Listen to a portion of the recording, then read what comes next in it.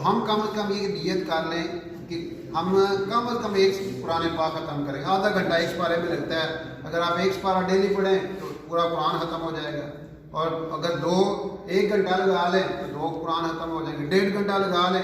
کتنا ٹائم ہم فضولیات میں ضائع کر جاتے ہیں جن میں نہ دنیا کا فائدہ نہ دین کا فائدہ. اس لیے ہم کم از کم قرآن کے حوالے سے سستی نہ کریں. یہ اسی ماہ میں قرآن نازل ہوا اور ساری کتابیں حضرت ابراہیم علیہ السلام پہ جو صحیفے نازل ہوئے وہ رمضان کی 1 یا 3 تاریخ کو ملے. پھر اسی طرح حضرت داؤد علیہ السلام کو زبور 8 یا 12 رمضان کو ملی. اور موسیٰ علیہ السلام کو رات 6 رمضان مبارک کو عطا ہوئی. اور عیسیٰ علیہ السلام کو جو انجیل ملی وہ 12 یا 13 رمضان کو ملی. تو اس مہینے کو قرآن پاک کے ساتھ خاص مناسبت ہے. اس لیے اس کا جتنا بھی اہتمام ہو سکے وہ کرنا چاہیے. اور پھر 4 چیزوں کی آپ علیہ السلام نے فرمایا کہ یہاں پہ اس مہینے میں کثرت کرنی چاہیے. اس میں سب سے پہلے کلمہ طیبہ جو ہے کثرت سے پڑھا جائے. کثرت کی مقدار کیا ہے؟ جو ذکر 300 دفعہ کر لیا جائے وہ کثرت میں شمار ہو جاتا ہے. قرآن میں آتا ہے نا اذکر اللہ ذکرا کثیرا، اللہ تعالیٰ کا بہت زیادہ ذکر کیا کرو. اب کلمہ جس نے 300 دفعہ پڑھ لیا گویا وہ کثرت میں آ گیا. اور جس نے 300 دفعہ استغفر اللہ پڑھ لیا وہ بھی کثرت میں آ گیا. اور استغفر اللہ کا بہترین وقت سحری کے وقت ہے. جب ہم سحری کے لیے اٹھتے ہیں تو ظاہر ہے رمضان المبارک میں تہجد پڑھنا بھی بڑا آسان ہے. جب ہم اٹھتے ہیں سحری کے لیے اٹھ کے وضو کر کے 2 نفل پڑھ لیں. حضور نے فرمایا کہ 2 نفل جو اخیر رات کے ہیں دنیا اور اس کے اندر جتنی چیزوں سے بہتر ہے. اور پھر اس وقت 100 دفعہ استغفر اللہ پڑھ کے دعا کی قبولیت کا وقت ہوتا ہے. اللہ تعالیٰ کی طرف سے اعلان ہو رہا ہے کوئی مغفرت کا طلبگار ہے، کوئی رزق کا طلبگار ہے، کوئی عافیت کا طلبگار ہے. تو وہ ایک اللہ کا بندہ تھا نا، وہ ایسے کر کے نا تہجد کے وقت جب دعا مانگتا کہتا میں ہوں میں ہوں میں ہوں ایسے کہہ کے نا کہتا. تو کسی نے پوچھا کہ یہ کیا معاملہ ہے؟ اس نے کہا اللہ اعلان کر رہے ہیں کہ کوئی مغفرت کا طلبگار ہے. تو میں جیسے اسٹوڈنٹ کہتا ہے یس سر یا اللہ بھائی، تو میں کہتا ہوں میں ہوں یا اللہ میں مغفرت کا طلبگار، مجھے مغفرت عطا کر.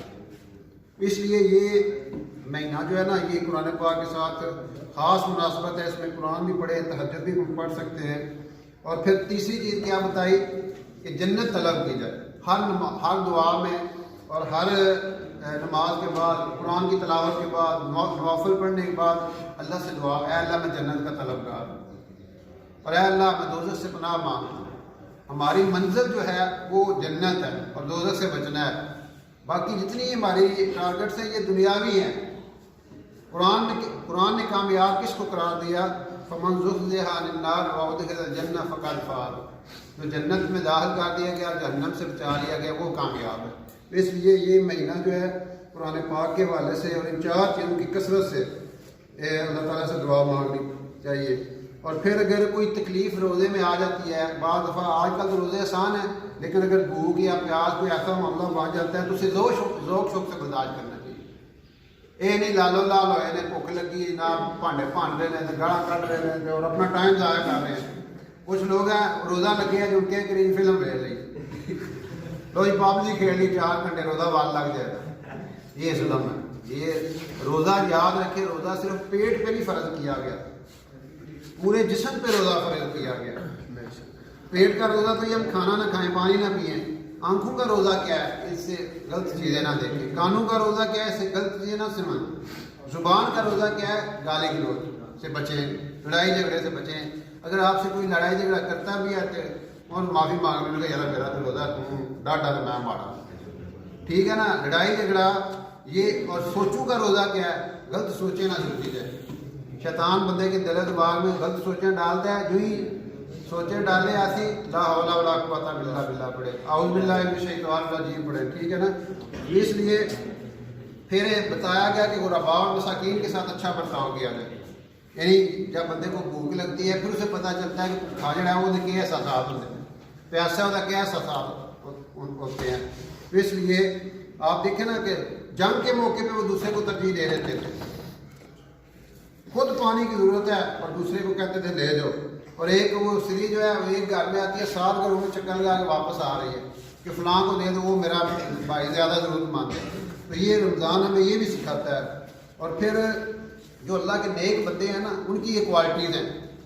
حضور نے فرمایا فرمایا کہ میری امت میں ہر وقت 500 برگزیدہ لوگ رہیں گے، ان میں سے 40 ابدال ہوتے ہیں، 500 برگزیدہ لوگ اور 40 ابدال ہوتے ہیں۔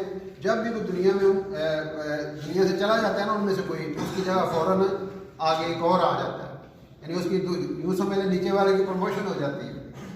تو ان لوگوں کی خصوصیات کیا ہیں؟ رسول پاک علیہ الصلوۃ والسلام سے پوچھا کہ یا رسول اللہ ان نیک لوگوں کی اور ابدال جو ہوتے ہیں ان کی کوالٹیز کیا ہیں، صفات کیا ہیں؟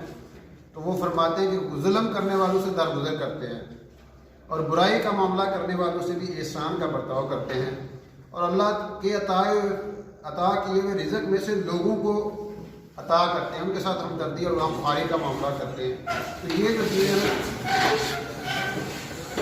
یہ چیز ہمیں بتائی گئی ہے کہ ہم اس چیز کی کیئر کریں کہ ہم دوسروں کا خیال رکھیں اس مہینے میں، ہماری وجہ سے کسی کو تکلیف نہ ہو، بلکہ ہم روزہ افطار کرانے کے حوالے سے بھی بڑی فضیلت ہے۔ آپ نے سنا کہ جو کسی کو روزہ افطار کرواتا ہے نا، اللہ اس کو اللہ کے نبی حوض کوثر سے پانی پلائیں گے اس کو۔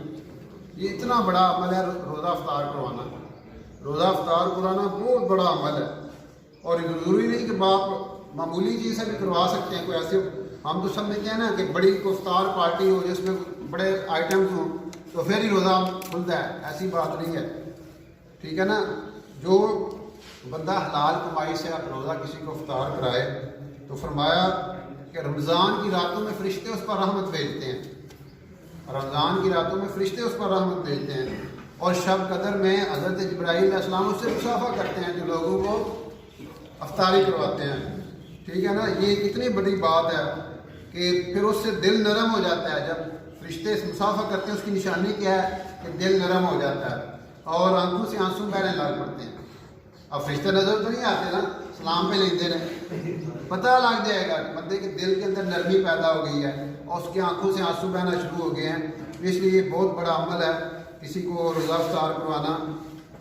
اور پھر یہ مہینہ سراسر رحمت کا مہینہ ہے، اور پہلا اشرا رحمت کا اشرا ہے، اللہ تعالیٰ اپنی رحمتیں اپنے لوگوں پر برساتے ہیں، پھر آگ سے خلاصی ہے۔ تو اس حوالے سے یہ ساری چیزیں بتائی گئی۔ پھر آخر میں بتایا گیا اپنے ملازموں سے درگزر والا معاملہ کریں۔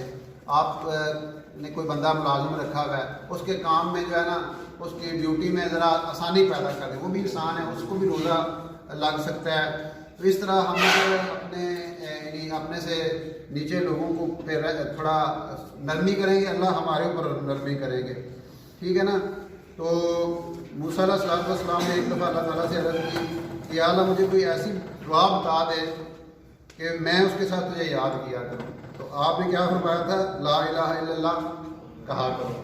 تو انہوں نے فرمایا کہ یا باری تعالیٰ لا الہ الا اللہ تو سارے کہتے ہیں، مجھے کوئی خاص فرق بتائیں۔